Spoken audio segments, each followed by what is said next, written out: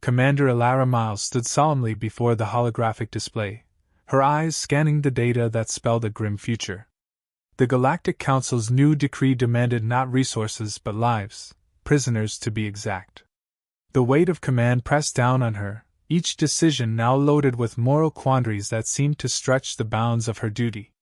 "Commander, the Council expects our compliance within the week," Lieutenant Harrow reported, his voice a stark reminder of the looming deadline. Elara turned, her gaze firm yet tinged with an unspoken conflict. "Tell me, Harrow, your thoughts on sending prisoners to be, what? Lab rats? Cannon fodder?" Harrow shifted uncomfortably. "It's not our way, Commander. We defend life, we don't barter it away." "That's precisely my thought."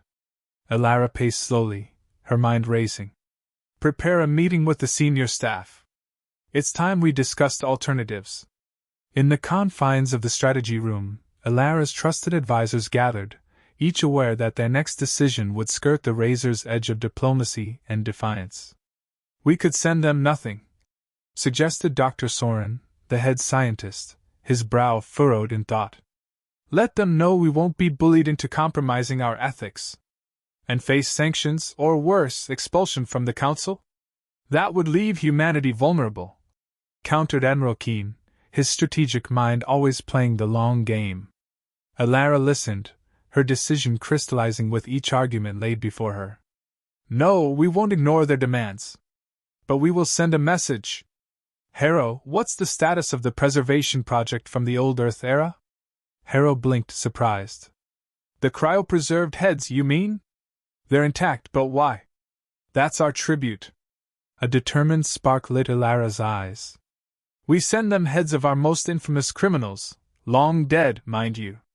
A tribute to the past mistakes from which we've all learned. A statement that we won't partake in barbarism." The room fell silent, the audacity of the plan sinking in. "Symbolic and cunning," Dr. Soren admitted, a slight smile breaking his usual stern demeanor. "It skirts the lines of compliance and protest." "Exactly." Elara nodded. "Prepare the cryo cases for transport. And make sure the identities of these criminals are well documented. I want the Council to know exactly whose faces are staring back at them from the void." Days later, as the cargo ship bearing the macabre load docked at the Nexus, the central hub of the Galactic Council, news of humanity's unusual compliance spread like wildfire. Elara, now standing before the Council, faced a sea of alien faces, their expressions ranging from bewildered to outright hostile. "Commander Miles, this is a mockery of our demands," hissed Ambassador Zrel from the Draconis delegation, his scales bristling in indignation. "Is it, Ambassador?" Elara's voice was calm, her stance unwavering. "We have complied with your terms. You asked for prisoners, we sent those who could no longer harm or be harmed. We remind the Council that even in compliance, we will not compromise our ethical standards. This is an insult to the Council's authority." Zrel spat, tail lashing behind him. "Or a reminder of the authority you claim to wield," Elara countered softly. "We stand for justice, Ambassador. We ask that the Council does the same." Her words hung in the air, challenging, provoking thought. Ambassador Thyra of the Cyrene, a species known for their reflective nature, spoke next. "Commander Miles presents a perspective we must consider. This Council was founded on principles of unity and mutual respect. Have we drifted so far from our roots that we now dismiss these tenets?" Whispers filled the chamber, the mood shifting as the assembly mulled over Thyra's words. Elara seized the moment, her next words not just for the present company but for all the listening galaxies. "We ask for reform, for reflection on the paths we tread. Humanity stands ready to participate in a council that upholds the dignity of all species." The meeting adjourned with no resolution, but the seeds of change were sown. Elara's bold stance sparked debates across countless worlds, discussions on governance, and the true meaning of unity. Back aboard her ship, Elara allowed herself a brief moment of respite. Staring out at the stars, she pondered the uncertain future. Her actions might have bought humanity a reprieve or opened new battlegrounds, but they had stayed true to their principles. As the galaxies spun silently outside, Elara Miles smiled faintly. Whatever came next, humanity would face it with integrity, and she, at the helm, would steer them through the storms to come. Commander Elara Miles watched the holographic projections flicker in the dim light of her office, each face a story long concluded but not forgotten. The notorious criminals of humanity's past, thieves, despots, traitors, now served as humanity's macabre tribute to the Galactic Council. The cold, preserved heads were lined up, a chilling testament to her bold decision. Commander, all preparations are complete. The cargo is secured and ready for dispatch, Lieutenant Harrow reported, his voice a steady presence in the tense room. Elara nodded, her mind clear. Inform the crew, we proceed at 0600. This will be a day remembered in Council annals, either as the beginning of our end or the start of something new. Harrow paused, the gravity of their actions settling in. And the Council's reaction? We'll deal with that when we face them. For now, our message is clear, we comply, but on our own terms. As the transport ship departed for the Nexus, whispers of humanity's audacious move spread like wildfire across both human and alien channels. The cargo, a grotesque symbol of protest, was not just a delivery but a statement. Humanity would not bow to draconian demands. Meanwhile, Elara prepared her defense, her arguments honed sharp as any blade. She knew the spectacle of the tribute would incite a storm among the stars. The Council would call her to stand before them, and she would need every ounce of her diplomatic cunning. Upon arrival at the Nexus, the ship was met not with the usual bureaucratic reception but with a flurry of security. The containers were transported under heavy guard to the Council chambers, a place where fate was often decided. Elara stepped into the Council's grand chamber, a vast arena surrounded by the representatives of the galaxy. As the cases were opened, the preserved heads revealed, a ripple of shock and murmurs swept through the assembly. Ambassador Zrel rose, his voice thunderous. This mockery shames not only the Council but every member species that values life. How dare humanity insult this institution with such barbarism? Elara stood her ground, her voice calm yet piercing. Is it barbarism to refuse to send living souls to an unknown fate? These criminals, long dead, paid for their crimes. We send these as a reminder of our past misdeeds, which we no longer hide nor repeat. This is a farce, another ambassador called out. An act of defiance that deserves punishment. Or perhaps a call to reflection, Elara suggested, her gaze sweeping the room. We challenge the Council not out of disrespect but to ignite a dialogue about the ethics of our demands and decrees. Where is the line, ambassadors? Today you demand prisoners, but what tomorrow? Where does it end? The chamber fell silent, the weight of her words hanging heavy in the air. Whispers began, first hesitant, then growing louder, a murmur of uncertainty and contemplation. Ambassador Thyra, always a voice of reason, spoke next. Commander Miles raises a valid point. Have we become so desensitized to the sanctity of life that we no longer question the ethics of our demands? We must consider the implications of our actions on all member species. Support for this perspective grew, the seeds of doubt sown among the ranks of the Council. Elara continued. We ask for reform, for the Council to remember its founding principles, unity, respect, and the advancement of all civilizations. Not through subjugation or fear, but through cooperation and mutual respect. The debate raged on, hours passing as arguments were made, alliances tested, and philosophies questioned.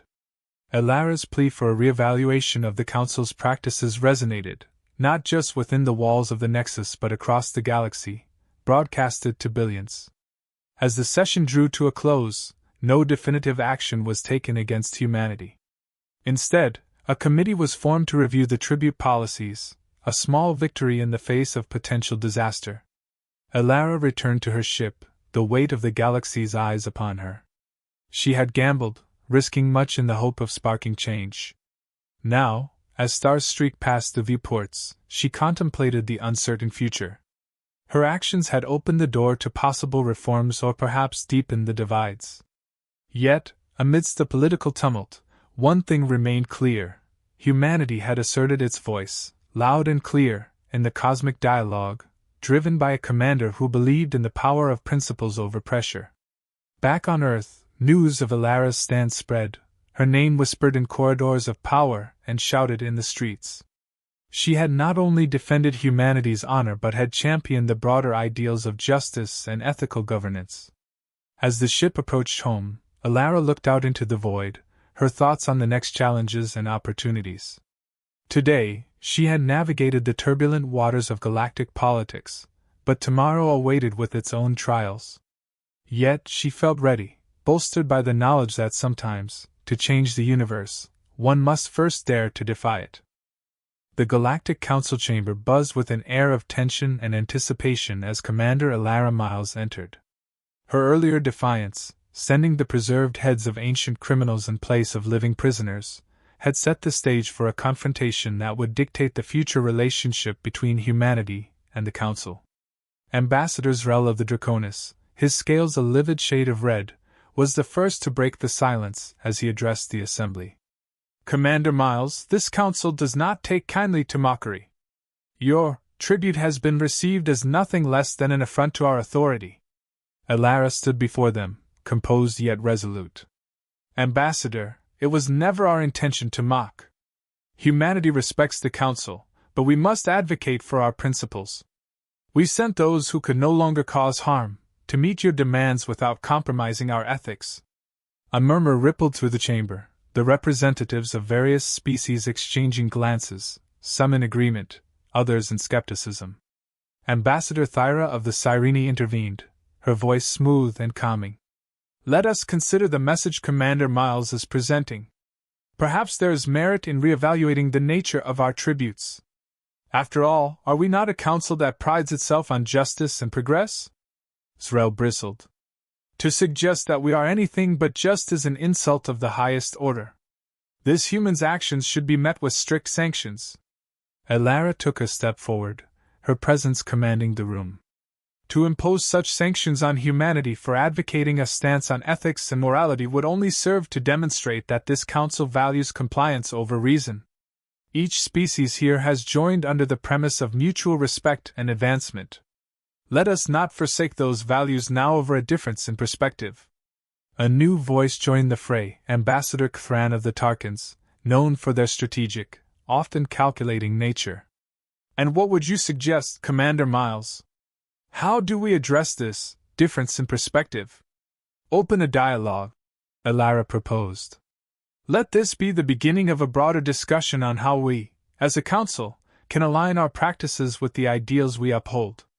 Perhaps it is time to consider the implications of demanding tributes that could compromise the moral standards of our member species. The proposal stirred a range of reactions, from nods of agreement to scoffs of disbelief. The debate that ensued was heated and intense, with representatives speaking both in favor of and against Alara's suggestions. As the hours passed, it became evident that Alara's words had struck a chord. A motion was put forth by Ambassador Thyra, seconded by several others, to temporarily suspend the demand for prisoner tributes until a thorough review could be conducted. Zrel, though clearly opposed, found himself in the minority as the motion passed by a significant margin.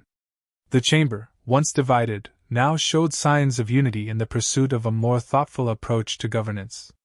As the session adjourned, Alara was approached by several ambassadors, some offering words of support, others curious about her bold approach.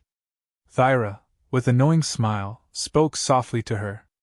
Commander Miles, your actions today may very well have altered the course of this council's future.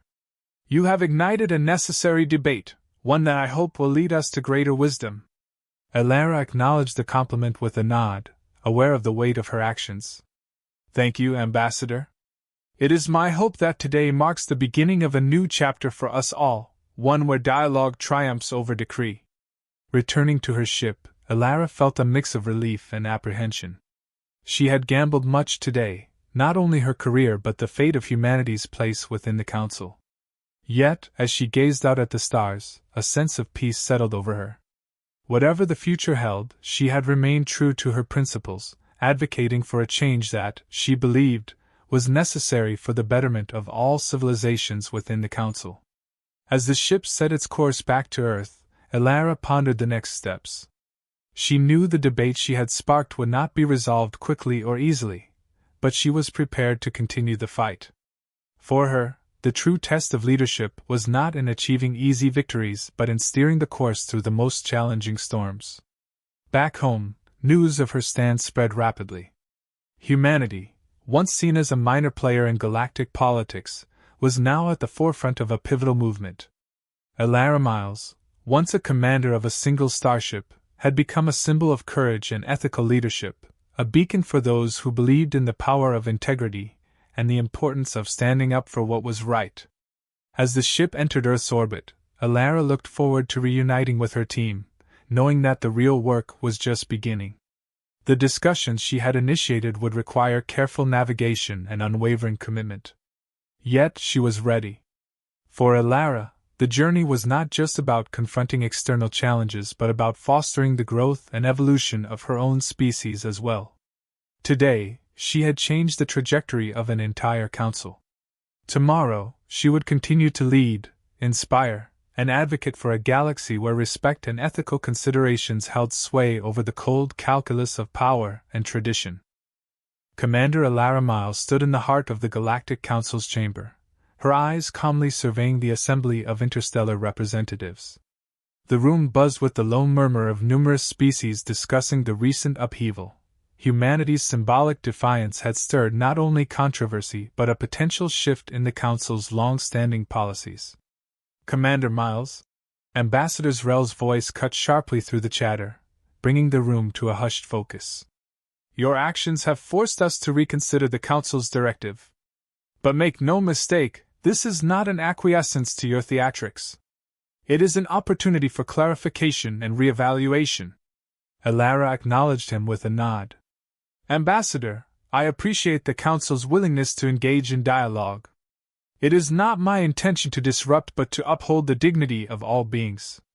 This is an opportunity for us to reflect on our values and ensure our actions are aligned with the principles upon which this Council was founded. The Assembly listened, their expressions a mosaic of curiosity, skepticism, and in some cases, reluctant admiration. Alara continued, her voice steady and convincing. We are at a pivotal moment. The decisions we make today will echo through our civilizations. Let us choose a path that enhances our unity rather than deepening our divisions. Ambassador Thyra of the Cyrene, who had shown support for Alara's perspective earlier, spoke up. Commander Miles makes a compelling case. We have prided ourselves on being a collective of diverse species, united for the common good. Yet we must ask ourselves if our methods truly reflect our mission. Murmurs of agreement rippled through the chamber, prompting nods from several delegates. Even some of the more traditional members seemed to ponder Thyra's words, their hard-set features softening as they contemplated the implications. Seeing the shift in the room, Alara pressed on. Let us consider a moratorium on the prisoner tribute demand. Instead, we could initiate a series of talks focusing on how we can better achieve our goals through non-coercive measures. We can set an example for the galaxy that power does not have to be affirmed through dominance, but through cooperation and mutual respect. A seasoned diplomat from the Valerian delegation, known for their meditative diplomacy, stood. I support Commander Miles' proposal. It is time we review our approach and strive for a balance that respects both the sovereignty of individual species and the collective security of the Council. Debate ensued, with various ambassadors voicing their concerns and support. The discussion was intense, each word weighed with the gravity of its potential impact on the future of galactic relations. After several hours of deliberations, a vote was called. The result was closer than many had anticipated, but in the end, the motion to initiate a review of the tribute system, starting with a temporary suspension of the prisoner requirement, was approved. As the decision was announced, Alara felt a cautious relief. She had navigated the treacherous waters of galactic politics and emerged not only unscathed but with a victory that could mark the beginning of a new era for the Council. After the session, Alara was approached by several ambassadors, including Thyra. Commander, your leadership today has not gone unnoticed. You have started what many of us believed was impossible, change at the heart of the Council. Alara smiled, acknowledging the support. Thank you, Ambassador. It was a collective effort. The real work begins now, ensuring that this change is implemented and that it reflects the will of the entire Council. As Alara left the Nexus, her mind was already on the future. The temporary suspension of the tribute was a significant step, but the upcoming talks would prove even more challenging.